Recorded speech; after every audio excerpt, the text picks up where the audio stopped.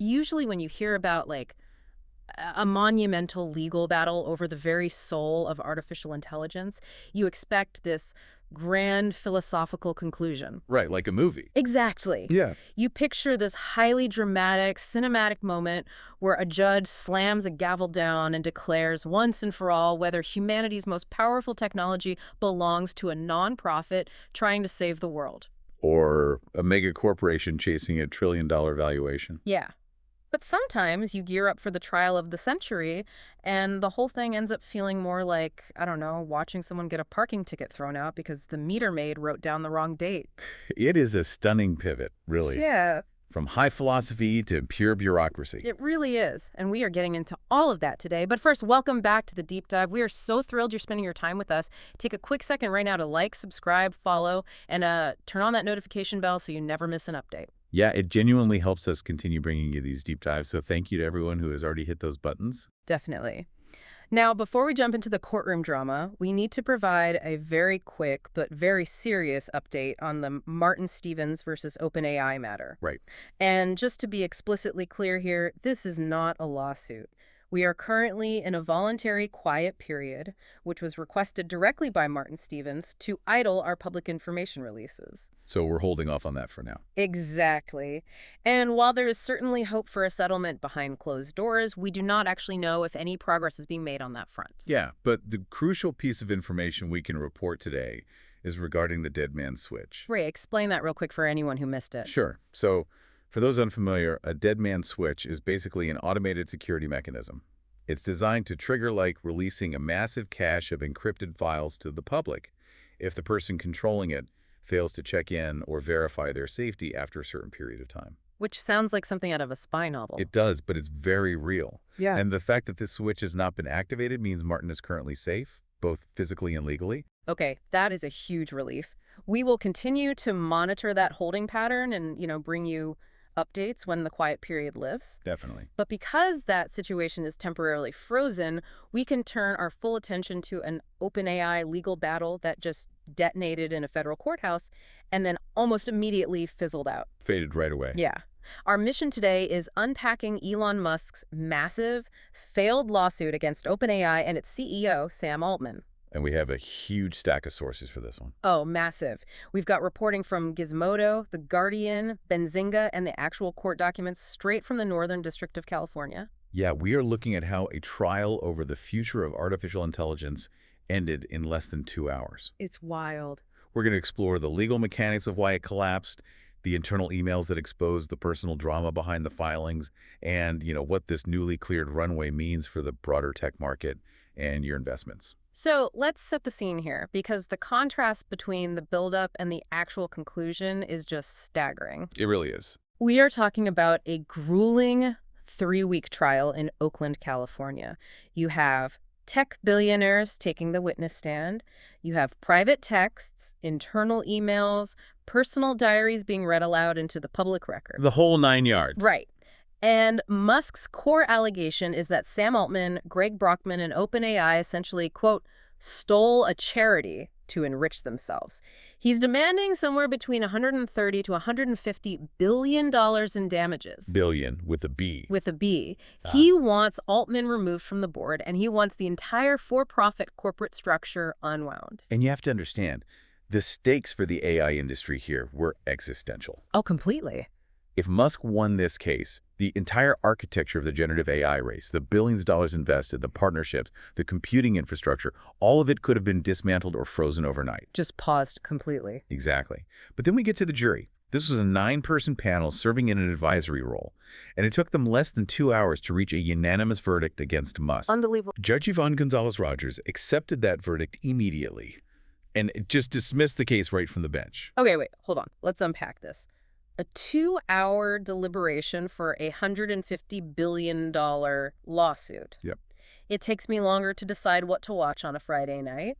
How does a jury even get through the basic reading of the jury instructions in 2 hours, let alone dismiss a case with that kind of, massive economic footprint? Well, And what do you mean by an advisory role? okay, so that is actually the key to understanding the sheer humiliation of this outcome. In the California legal system, Certain claims rooted in equity, like Musk's claim of a breach of charitable trust, are ultimately decided by a judge, not a jury. Oh, okay. But the judge can seat an advisory jury to essentially act as a highly formalized focus group. They listen to the evidence and give the judge a read on the room. Got it. And the fact that they returned a unanimous verdict in under 2 hours means there was absolutely zero debate. They didn't have to wrestle with the philosophy of AI or, whether OpenAI broke a moral promise to humanity. Because they found a trapdoor in the legal filing? Precisely. The case suffered from a fatal structural flaw, the statute of limitations. Ah. Under California corporate law, if you believe a charitable trust has been breached, you don't get an infinite window to complain about it.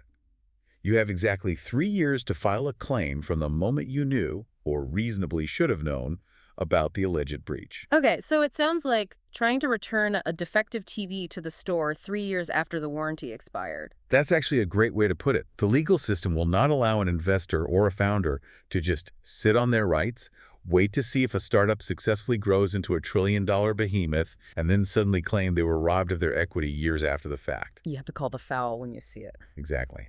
For Musk, the cutoff date to file this specific claim was August 2021, but he didn't file this lawsuit until the summer of 2024. But this is where I get lost. Elon Musk is one of the wealthiest people on Earth. He retains the absolute most ruthless, expensive legal talent money can buy. How do attorneys billing thousands of dollars an hour just, forget to check the date on the receipt before filing a massive lawsuit? It's a fair question. Right. Given how much money he has, how did this glaring timeline issue not get the case thrown out before a 3-week circus? Well, that touches on a critical aspect of how civil procedure works. A judge cannot just throw out a case before trial if there is a genuine factual dispute about when the plaintiff discovered the betrayal. Oh, so they argued about the timeline. Yes. Musk's legal team argued that he was deceived. They claimed he didn't realize the full extent of OpenAI's transition to a for-profit model until much later, which would have put him well within the 3-year window. I see. Because there was a dispute over his state of mind and his timeline of knowledge, the judge had to allow the case to proceed to the discovery phase and eventually to trial. Okay, wow. So the trial wasn't about whether OpenAI is greedy at all. The trial was purely to figure out what Elon Musk knew back in 2019. That's right. They had to force him onto the stand, under oath, just to show his cards. Exactly. And the discovery process is a trap if you were trying to bend the timeline. Because of the paper trail. Yes. It requires the mandatory exchange of evidence, emails, texts, internal memos. And it was only through that grueling process that OpenAI's defense team gathered the hard evidence, proving definitively that Musk was well aware of the profit motives long before the August 2021 deadline. So they caught him. The jury had to answer one simple question. Did he know? They looked at the emails, unanimously said yes, and the entire case collapsed instantly. Including the separate claim against Microsoft, right, for aiding and abetting. Yep, the whole house of cards came down. Which brings us to the actual evidence that came out of that discovery process. Because if we look past the fact that he just missed the legal deadline, the paper trail that OpenAI's lawyers presented in court completely dismantled the public narrative Musk has been pushing for years. Oh, absolutely. He framed this entire lawsuit as a textbook tale of altruism versus greed. He painted himself as this lone protector of humanity, fighting against corporate sellouts. But the internal communications read aloud in court painted a remarkably different picture of the company's early days. Different is an understatement. We've got the receipts here. Yeah, let's hear them. The trial revealed emails showing that Musk himself actually proposed and pushed for a for-profit structure for OpenAI way back in 2017. Which is incredible. This was well before he attempted a hostile takeover to gain majority control of the company. And when the board rejected his takeover attempt, he left in early 2018. Right, and we should clarify how that corporate structure actually works, because it was central to the whole dispute. Good point. OpenAI didn't just magically become a standard corporation. They established a capped profit model. Capped profit, right. Yeah, this means there is a for-profit entity that builds the technology and takes in billions of dollars from investors like Microsoft. But that for-profit entity is entirely legally controlled by the original nonprofit board of directors. Interesting. And the returns to investors are strictly capped. They publicly announced this complicated hybrid structure in March 2019. Which is 5 full years before Musk filed his lawsuit claiming he was blindsided by it. Exactly. So you have a guy suing a company for adopting a profit model that he himself pitched years earlier. and the courtroom behavior really seemed to reflect how weak that position was. It did. During his cross-examination, Musk logged over 150, I don't recall, answers. Wow. If you are the key plaintiff in a lawsuit demanding $150 billion, having 150 memory lapses on the stand is a terrible look for the jury. It's devastating. Meanwhile, you had Sam Altman taking the stand with a very clear, very simple narrative. Right, what did he say? He testified under oath that the philosophical disagreements were basically a smokescreen.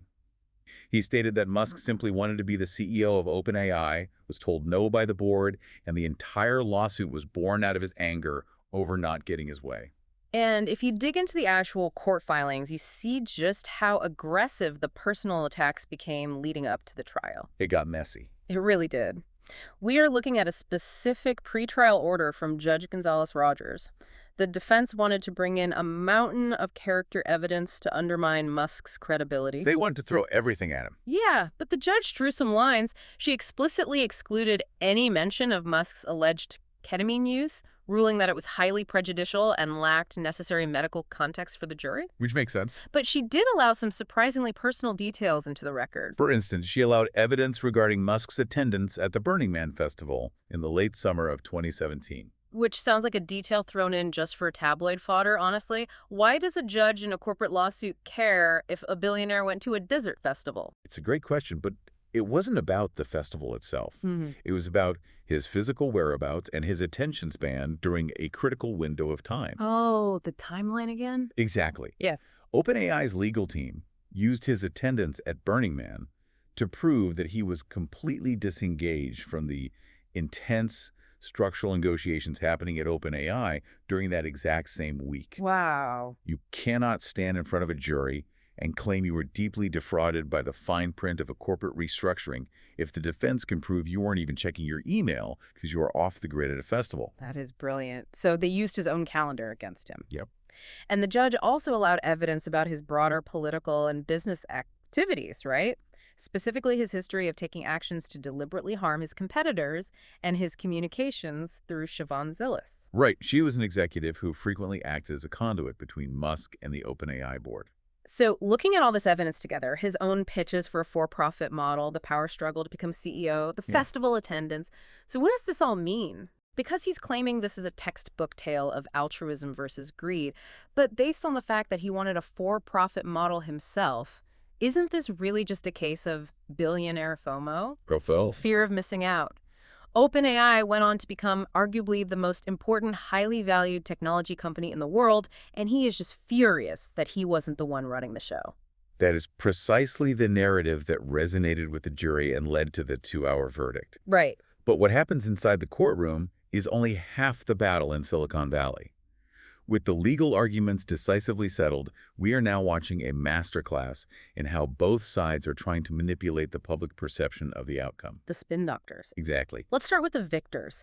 OpenAI and Microsoft are not being quiet about this. William Sabat, who served as the lead lawyer for OpenAI, stepped out of the courthouse and immediately branded the jury's decision as a substantive ruling.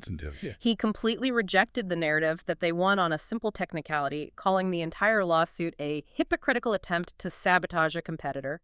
And Microsoft was equally relieved. Oh, I bet. Remember, they were a named defendant accused of aiding and abetting the alleged breach of trust. They issued a statement welcoming the dismissal of what they called untimely claims. Because for them, this was a massive legal threat to their most important strategic partnership. And it vanished in an afternoon. But then you look at the reaction from Musk's legal team, and it feels like they are living in an alternate reality. It's pretty bizarre. They lost on every single front, almost instantly.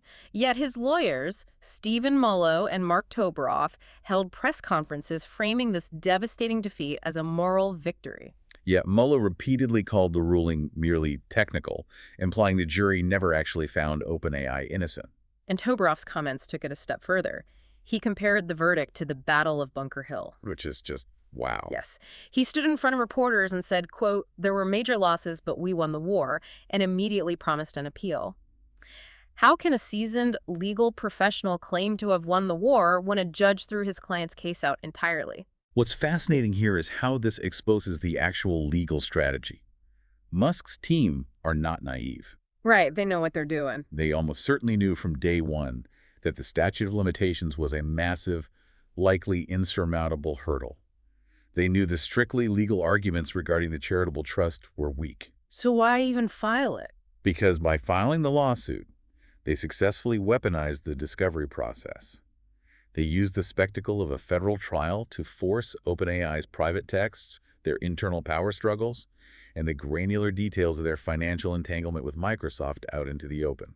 Oh, so even if they lost the case, they succeeded in open sourcing OpenAI's dirty laundry. Exactly. They knew they lost the legal argument, so they pivoted to trying to win the court of public opinion, trying to damage OpenAI's reputation among developers and investors. Well, regarding the court of public opinion, there is a final glaring detail about this trial that perfectly encapsulates how seriously it was actually taken by the plaintiff. Where was he?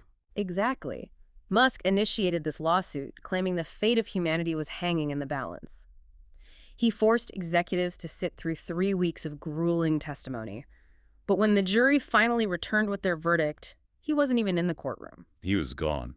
He defied the judge's clear instructions to remain present, left the trial early, and traveled to China with Donald Trump. Instead of being in the courtroom for the resolution of his own $100 billion crusade, he was already on another continent. It demonstrates a remarkable detachment from the judicial process he initiated. It really does. But, while the PR spin and the behavioral quirks of billionaires are fascinating, we need to ground this in reality. We have to look at why this billionaire slap fight actually matters to you and your portfolio. Right, because the ripple effects of this dismissal go far beyond personal ego. Massive amounts of real capital were paralyzed by this lawsuit, and now that paralysis is gone. The most immediate consequence is that this verdict removes an existential legal overhang for OpenAI. The path is unblocked. For the last year, they've been operating under the threat of a court order that could have forced them to dissolve their for-profit arm entirely and revert to a pure nonprofit research lab. Which would have been chaotic. To say the least. Yeah. With that threat extinguished, OpenAI is now free to aggressively pursue a massive initial public offering. Analysts are projecting that an OpenAI IPO could value the company at an astonishing $1 trillion. $1 trillion. It changes the entire gravity of the tech market. Absolutely. And it secures the foundation for everyday retail investors as well. Look at the data presented at trial regarding Microsoft. As of March 2025, Microsoft has already generated $9.5 billion in direct revenue stemming from their partnership with OpenAI. That's massive. If Musk had somehow succeeded in severing that partnership, the impact on the stock market would have been catastrophic. We would have seen a massive sell-off. Oh, for sure. You can see the relief in the performance of AI-focused exchange-traded funds, or ETFs.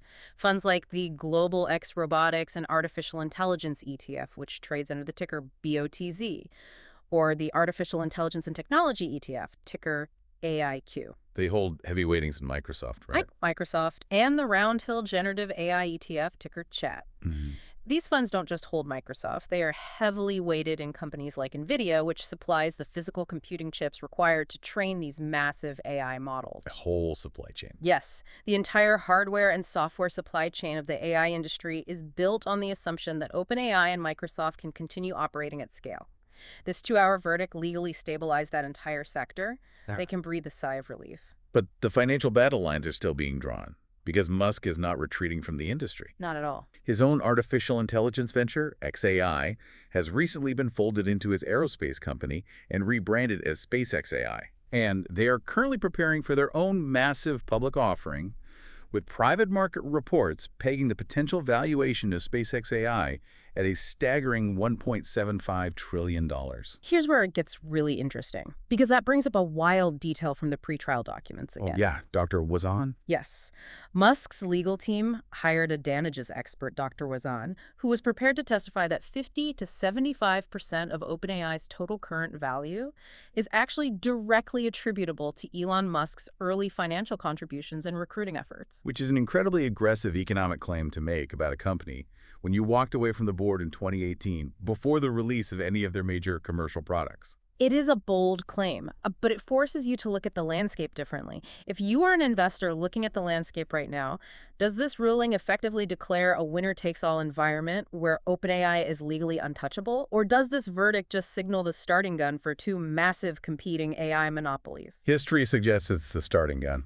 The verdict clears the runway for both OpenAI and SpaceXAI to go public, raise unprecedented amounts of capital, and just battle it out in the free market rather than in a courtroom. Which is probably where it belongs. Exactly. Yeah. The big picture takeaway here is that while this trial promised a grand debate on whether AI should be developed for profit or for the benefit of humanity, it ultimately proved that in Silicon Valley, the strict mechanics of corporate law, the statute of limitations, and the race to a trillion-dollar IPO trump philosophical debates every time. So if you want to debate ethics, go to a university. If you want a trillion-dollar valuation, watch your filing deadlines. Exactly. Musk attempted to force a moral reckoning on the AI industry, and the California legal system simply handed him a stopwatch and told him he was out of time. Which leaves us with a truly provocative reality to ponder as we wrap up today. What's that? Because the jury threw this case out entirely on a procedural timeline technicality, the courts never actually ruled on the core underlying allegations. That's true. The legal system never weighed in on whether OpenAI genuinely betrayed its founding nonprofit mission to build artificial intelligence safely for the benefit of humanity. That foundational question remains entirely legally untested. So, if the justice system refuses to decide where the ethical boundaries of artificial general intelligence lie, and the original nonprofit board structures have proven completely incapable of holding back the tide of billions of dollars in investment capital, who is actually left to protect the quote-unquote benefit of humanity as these trillion-dollar AI giants go public? It's a great question. Are we entirely dependent on the goodwill of their CEOs, or are we just hoping the invisible hand of the market somehow develops a conscience? It is a deeply unsettling question to carry forward. It is the defining question of the next decade of technology, honestly. And we will be right here tracking it every step of the way. That is all the time we have for today's deep dive. Thank you so much for exploring this massive legal saga with us. Before you go, please remember one last time to like, subscribe, follow, and hit that notification bell so you're the very first to know when our next deep dive drops. We will see you next time.